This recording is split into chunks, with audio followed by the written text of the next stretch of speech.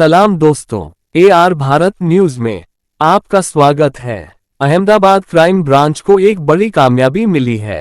राजस्थान के अजमेर के रामगंज इलाके में ट्रिपल हत्याकांड मामले में लंबे समय से फरार और वांटेड 3 आरोपियों को अहमदाबाद शहर की क्राइम ब्रांच ने गिरफ्तार कर लिया है। अजमेर ट्रिपल हत्याकांड मामले में लंबे समय से फरार और वांटेड 3 आरोपियों को अहमदाबाद क्राइम ब्रांच ने गिरफ्तार किया है। राजस्थान के अजमेर में हुए इन ट्रिपल हत्याकांड मामले ने पूरे इलाके में हलचल मचा दी थी। आपराधिक पृष्ठभूमि वाले आरोपी घटना के बाद फरार हो गए थे, लेकिन अहमदाबाद क्राइम ब्रांच ने खुफिया सूचना के आधार पर विशेष अभियान चलाकर उन्हें गिरफ्तार कर लिया। पुलिस ने अब तीनों आरोपियों से कड़ी पूछताछ शुरू कर दी है। शुरुआती जांच में कुछ चौंकाने वाले खुलासे होने की संभावना है। इस गिरफ्तारी से अजमेर ट्रिपल हत्याकांड मामले में पुलिस को बड़ी राहत मिली है और पीड़ित परिवार को न्याय मिलने की उम्मीद बढ़ गई है। लेटेस्ट न्यूज देखने के लिए हमारी चैनल AR भारत न्यूज को सब्सक्राइब करें। खबर, विज्ञापन एवं इंटरव्यू के लिए व्हाट्सएप मैसेज करें। रिपोर्टर सैयद कमालुद्दीन के साथ AR भारत न्यूज की रिपोर्ट, अहमदाबाद।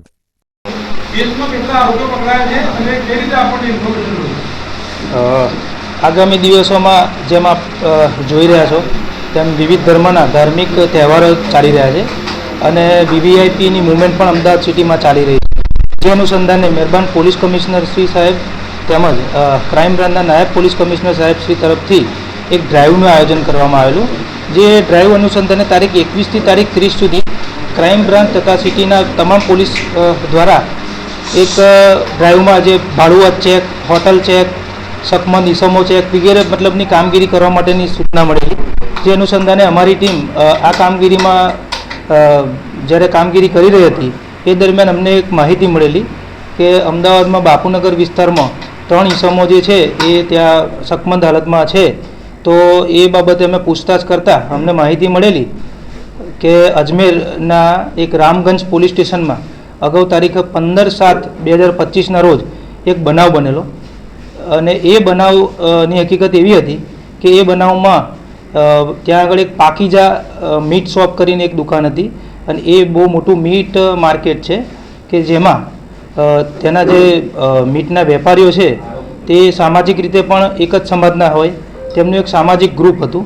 એ સામાજિક ગ્રુપ જે છે એ ગ્રુપની અંદર ફક્ત સમાજના લગત જ મેસેજ કરવા એવી સૂચના હોવાનું જાણવા મળેલું। તેમ છતાં જે આરોપી જે મરણ જનાર જે છે એણે મટનનો ભાવ અંદર નાખેલો, જે બાબતે હાલના જે આરોપીઓ છે એમણે વાંધો દર્શાવેલો અને એ વાંધાને દર્શાવતા સામેવાળાને એમની સાથે રકઝક થયેલી અને એ રકઝકના પરિણામ સ્વરૂપે ત્યાં જે મીટ શોપ હતી એની બહાર બંને પક્ષના 20 થી 25 એવી રીતના માણસો ઝઘડો કરેલો અને એ ઝઘડામાં ત્યાં મીટ શોપમાં જ એમની સાથે જે હથિયાર હોય તે હથિયારથી જ એકબીજા ઉપર હુમલો કરેલો અને એ હુમલામાં 2 જણનું મોત જે તે જગ્યા પર જ થઈ ગયેલું અને અન્ય 1 ડઝન કરતાં વધારે માણસો ત્યાં આગળ ઇન્જર્ડ થયેલા।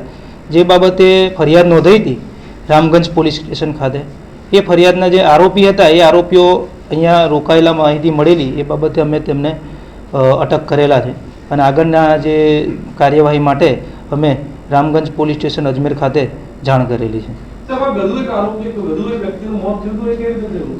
આ બનાવ જે બનેલો એ બનાવ બાદ સામેવાળા જે છે એમણે પણ જે હાલના આરોપી છે એમના કાકા ઉપર એ જ બનાવનો બદલો લેવા સારું આમના જે કાકા છે એમની ઉપર ગાડી ચડાવી અને એમનું પણ મર્ડર કરેલું।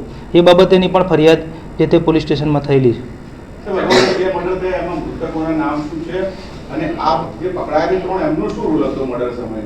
આ જે પકડાયા છે એ લોકો 3 સગા ભાઈ છે।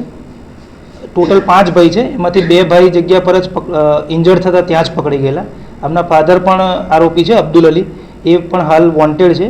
અને જે મરણ જનાર છે, મરણ જનારનું જે નામ છે તે ઇમરાન અબ્દુલ રહીમ કુરેશી અને તેમનો ભત્રીજો શાહનવાજ શબ્બીરભાઈ કુરેશી। અને જે શાહનવાજ શબ્બીરભાઈ કુરેશી છે એમણે જ મટનનો જે ભાવ છે એ વોટ્સએપ ગ્રુપમાં નાખેલો।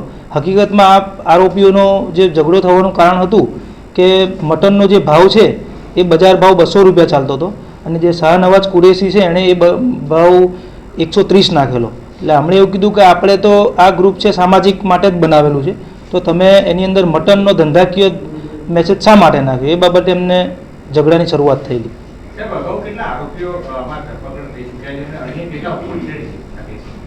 આ બાબતેની જે ફરિયાદ થયેલી છે રામગંજ પોલીસ સ્ટેશનમાં, તેમાં ફરિયાદમાં કુલ 14 આરોપીઓના નામનો ઉલ્લેખ છે. તે પૈકી જે જગ્યા પર જ જે લોકો ઇન્જર્ડ હતા, કારણ કે બનાવ એ પ્રકારનો હતો કે હથિયાર જે છે મટન કાપવાના હથિયારથી બનાવ બનેલો, એટલે ઘણા બધા 1 ડઝનથી વધારે લોકો ઇન્જર્ડ થયેલા. તો આરોપીઓ પણ ઇન્જર્ડ હતા, એટલે જે તે વખતે જ 7 થી 8 આરોપીઓ તો જગ્યા પરથી પકડાઈ ગયેલા હતા. અને હાલ જે પકડ્યા છે આપણે 3 આરોપી, એ સિવાય પણ હજી 3 થી 4 આરોપીઓ આ ગુનામાં નાસ્તા ભરતા છે.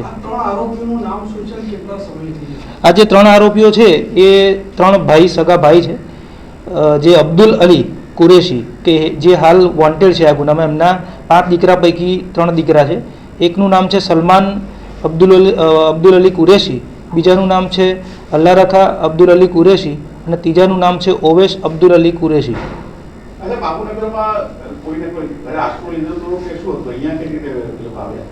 અમને શકમંદ હાલતમાં મળી આવેલા, એટલે અહીંયા ક્યાં રોકાયેલા તે બાબતની અમે હજી પૂછપરછ કરી રહ્યા છીએ.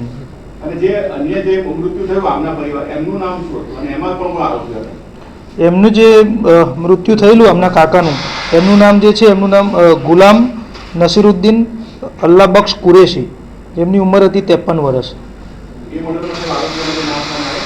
તે બાબતની તપાસ અમે કરી રહ્યા છીએ.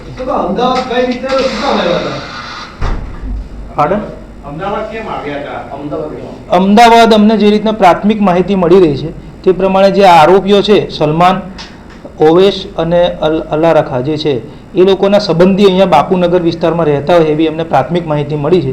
એ લોકોનું સસુરાલ અહીંયા આગળ બાપુનગર વિસ્તારમાં છે, તો બની શકે કે એમના સાસરીમાં એમણે આશરો લીધો હોય. ના, આરોપી પકડ્યા બાદ અમે હજી આગળની તપાસમાં ગુનાહિત ઇતિહાસ હાલ સુધી જણાવ્યો નથી, પણ એ બાબતે અમે તપાસ ચાલુ છે.